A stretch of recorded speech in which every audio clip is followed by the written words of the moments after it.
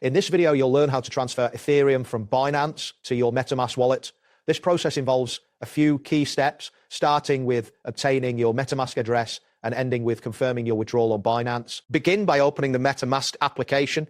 Ensure that you are connected to the Ethereum mainnet, which is typically the default setting. At the top of the MetaMask interface, you will see your wallet address displayed. Carefully copy this address, making sure to double check it for accuracy. Keeping MetaMask open will allow for a smoother transition when you move to Binance. Next, navigate to the Binance website and log into your account. Once logged in, locate the wallet option, typically found in the top menu. Click on Wallet and select Withdraw from the drop-down menu.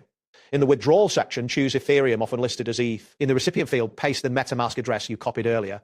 It is crucial to ensure that you select the correct network, which should be ERC20 for Ethereum transactions. After pasting your wallet address, you will need to enter the amount of ETH you wish to transfer. Take a moment to review the network fee, as this can vary based on current network conditions. Confirm that the pasted address matches your MetaMask address to prevent any loss of funds.